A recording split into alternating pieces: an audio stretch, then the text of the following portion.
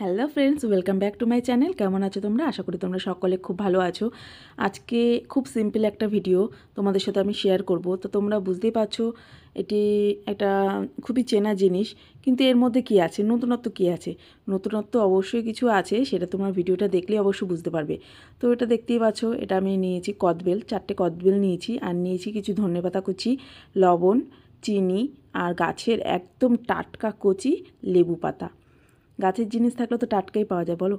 তো একটা থালা নিয়েছি, আর নিয়েছি কিছু কাঁচা লঙ্কা। তা কাঁচা লঙ্কাটা এখানে নেওয়াতে আমার ছেলে বলছে, কি এতগুলো কাঁচা লঙ্কা আমি কী করে খাবো? আমি তো খেতে পারবো না, যেহেতু আমার ছেলে একটুও ঝাল খায় না, সেই কারণে। তো এখানে আমার বোন বসে গেছে কদবেল মাখতে। তো এখানে কদবেলটাও প্রথমে ফাটিয়ে নিচ্ছে। তো আমরা যেহেতু ভিডিওটা করবো তো একটু সৌন্দর্য লাগবে, তার জন্য আমরা এর মানে হামল দিস্তারির সাহায্যে আমরা এটা ফাটাচ্ছি। তো ওইটুকুনি একটু সময় লাগছিলো ফাটাতে। যাই হোক, একটু প্রেশারটা একটু বেশি দিতে হতো, যাই হোক কেমন দিচ্ছে। তো ওইভাবে ফাটিয়েছে অনেকটা টাইম নিয়ে। তো যখনই ফাটিয়েছে, ফাটানোর পরে ভেতরে দেখতে পাচ্ছি যে কদবেলটা এখনকার জিনিস কোনো জিনিসই ভালো পাওয়া যায় না। তো যেহেতু দেখে বোঝা যাচ্ছে এটা একটা কাঁচা কদবেলটা ভালো না। তো ভেতরটা দেখো কেমন একটু কালচে কালচে। তো আমি ওকে বলছি যে মনে হয় কদবেলটা মনে হয় নষ্ট হয়ে গেছে। তো এরকম কালো কালো কেন হবে? এরকম তো কখনো দেখিনি। তো আমি ওকে বলছি কি, এটা ফেলে দে, এটা নিস না, তো এটা ফেলে দে। তো আমার পাশ দিয়ে আমার দাদু কন্টিনিউ বলে যাচ্ছে, কেন ফেলবি, কেন ফেলবি? এটা যদি তোর বাইরে খেতে তোকে কি এটা ফেলে দিত? ওরা তো এটা শুদ্ধই মাখতো, তখন তো খুব ভালো লাগে। তো একটাই জিনিস, বাইরের খাবার আর ঘরের খাবার কেন মানুষ বলে, এই কারণেই কিনা বলে যে ঘরের খাবার মানুষে ভালো খায়। তা আমি যদি বাইরের মতনই খাই, তাহলে আমার ঘরে খাওয়ার কী প্রয়োজন আছে? তো আমি আর আমার বোন, আমার দাদু তিনজনে মিলে কথা বলছি।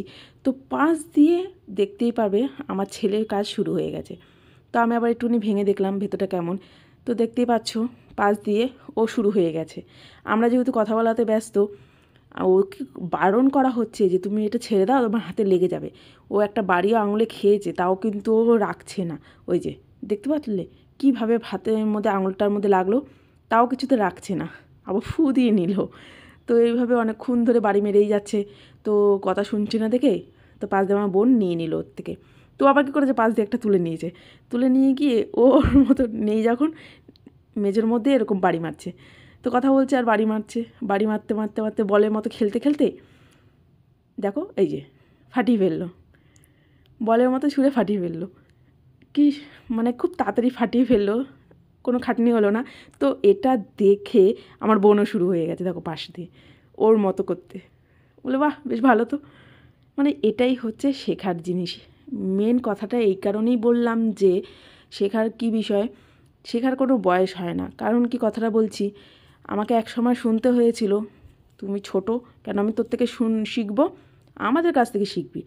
তো তোমরাই বলো, শেখার কি কোনো বয়স আছে? একটা বয়স্ক লোক একটা ছোট বাচ্চাদের কাছ থেকেও মানুষের শিখতে পারে।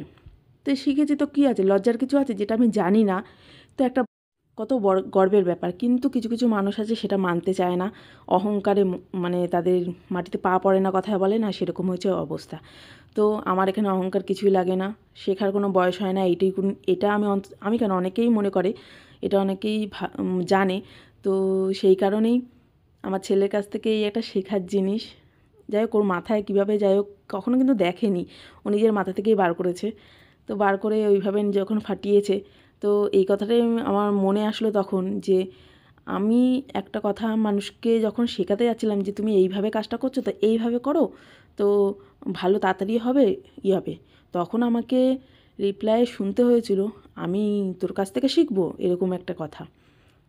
হ্যাঁ, মানে আমার কাছ থেকে শেখাটা খুব অপরাধের, এরকম একটা ব্যাপার আমার অভিজ্ঞতা হয়েছে, সেটাই তোমাদের সাথে আমি শেয়ার করলাম। তো ছেলের এরকম কাজ থেকে আমার সেই কথাটা মনে পড়ে গেল।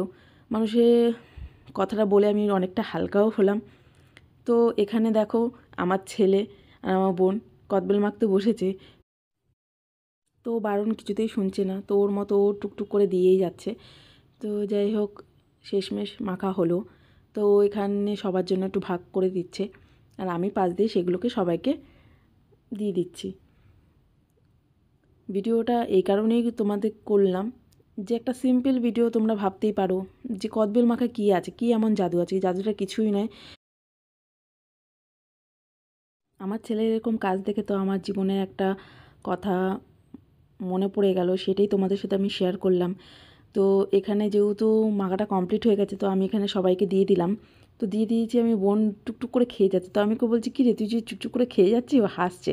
তো খেয়ে বল কেমন হলো মাখাটা, তোরা দুজনে মিলে মাখলি, আমার ছেলে আর তুই একটু একটু করে দিয়ে যাচ্ছিস, তো কেমন হলো তুই বল। তো বলছে তুমি খাবে? তো খেয়ে বলছে অসাধারণ হয়েছে, দারুণ বলছে, করে মুখে আর বলতে পারছি না, দেখাচ্ছে হাত দিয়ে এত সুন্দর হয়েছে। তো ভিডিওটা এখানেই শেষ করছি। তোমরা প্লিজ আমার চ্যানেলটা সাবস্ক্রাইব করে দিও। Thank you.